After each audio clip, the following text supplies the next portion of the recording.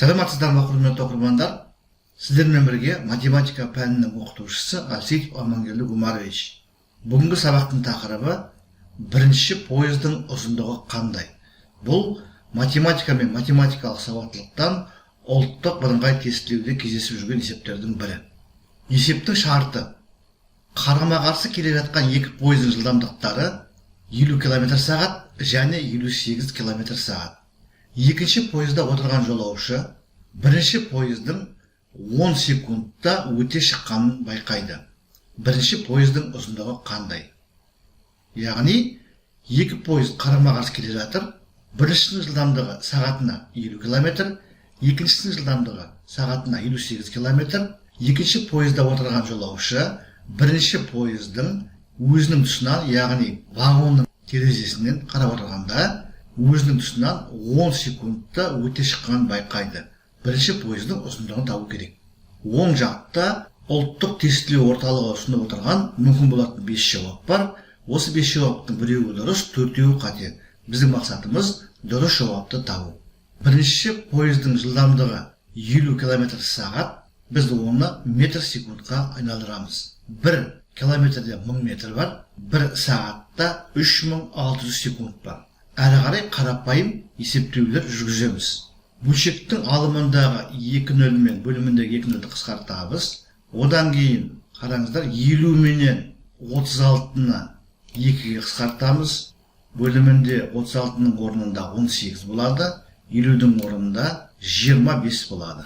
Содан кейін алымындағы 10 мен бөліміндегі 18-ді 2-ге қысқартамыз. 10-ның орнында 5 қалады. 18-дің орнында 9 қалады. Ары қарай ештеңе қысқармайды. Бөлімінде 9 шығады. Алымында 25 пен 5-тің көбейтіндісі 125 шығады. Сонымен біз бірінші пойыздың жылдамдығын метр секундқа айналдырдық. 9-дан 125 метр секунд шықты. Тап осылай екінші пойыздың жылдамдығын км/сағаттан метр секундқа айналдырамыз. Жоғарыдағы тәсілді қолданамыз. Нәтижесінде 9-дан 145 метр секунд деген нәтиже аламыз. Бірінші пойыздың жылдамдығын мына формула бойынша табуға болады. Екі пойыз бір-біріне V1 қосылған V2 жылдамдықпен жақындайды. Және екінші пойыздағы жолаушы бірінші пойыздың өзінің тұсынан 10 секундта өте шыққан байқады деп отыр. Біздің жағдайымызда мына Т-ның орнына 10-ды қоямыз, ал жылдамдықтар бізде жоғарыда берілген. Осы V1, V2 Т-ның мәндерін соңғы формулаға қоямыз. Нәтижесінде мына түрдегі өрнек аламыз.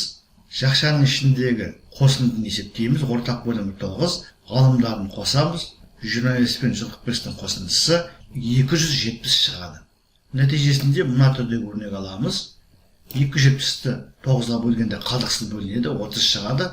30-ды 10-ға көбейтеміз. Нәтижесінде біз 300 метр деген жауап аламыз. Сонымен есептің жауабы бірінші пойыздың ұзындығы 300 метр. Құрметті оқырмандар, біз бүгінгі сабақта математика мен математикалық сауаттылықтан ұлттық бірыңғай тестілеу емтихандарында кездесетін қозғалысқа қатысты бір есепті толығымен талдадық. Егер осы есепке қатысты сұрақ болса, комментарийға жазыңыздар. Мен әдеттегідей әрбір сұраққа ұсыныс пікірге ескертуге, уақытымен және нақты жауап беруге тырысатын боламын. Материал ұнаса лайк қойыңыздар, ұнамаса дизлайк қойыңыздар. Каналға жазылмаған оқырмандар болса, каналға жазылыңыздар. Мен бұдан әрі де математика мен математикалық сауаттылықтың есептерін талдап, каналға жүктеп отыратын боламын. Зейін қойып тыңдағандарыңыз үшін көп рахмет. Келесі кездескенше.